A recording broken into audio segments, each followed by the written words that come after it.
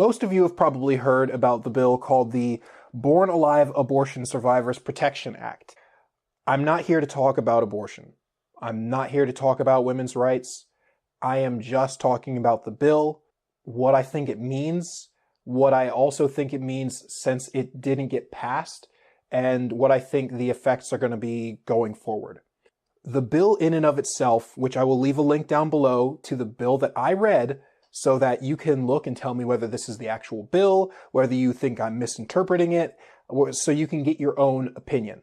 The bill that I looked at essentially just seems like if the child survives an abortion. It's not about removing rights of abortion supporters or even women's rights. It's just about if the child survives, giving it the care that you would give a normal child birthed.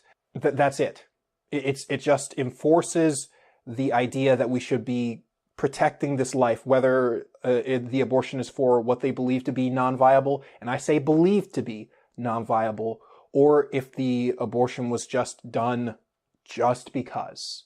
And so the abortionist would be liable for lawsuits and various other things if they didn't follow specific steps. Well, what are those steps? Well, it would be providing child care and then sending the child off to a hospital. That's literally it, at least from what I observed.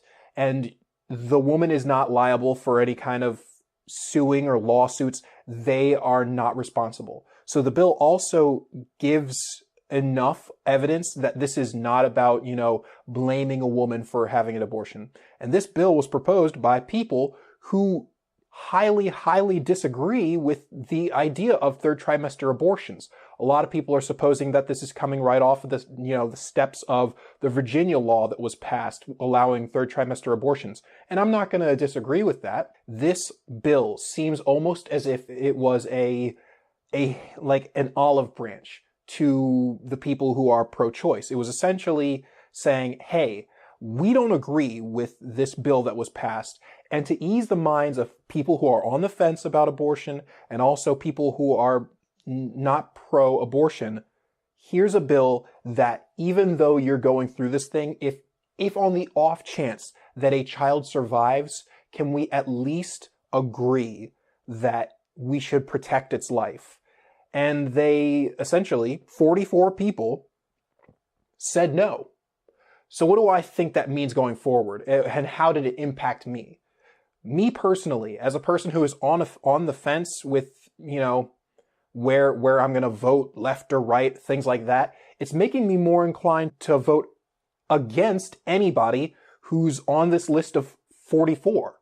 Whether they're in the local, whether it's local, voting, or whether it's during, they're people who support a specific presidential candidate. And I think people are going to start seeing ripples of that as well. What this essentially seems like, I'm not saying it is, but what it seems like is that the right or the Republicans handed an olive branch, and not all, but the 44, primarily Democrats, smacked that olive branch out of the hands of the Republicans. And some Democrats, because some Democrats did vote yay for this bill. So I don't want to make this seem like it is solely a Democrats versus Republicans. This is a yes for this bill and preserving, the life that is on this table right now, or no. But essentially, I just wanted to throw down my opinions on how I think this is going to affect the political atmosphere going forward. I think there are people who are on the fence and also people who were lightly pro-choice who are going to see this and they're going to be swayed really, really hard. Essentially, when you look at this, at least from the way that I've seen it, I now see 44 people that I never want to vote for. I was very surprised by the outcome, at least. It doesn't seem like that hard of a thing to do. But again, specifically going with what my opinions are going forward in the political landscape and things like that, I think this is going to be a huge, huge deal that is going to affect the polls 2020 and local votes. I know that I'm going to change some of my votes based off of this and what some of these people believe and the arguments that they've put up. I'm going to make a video discussing why I think a lot of those dismissals of this bill is kind of rubbish.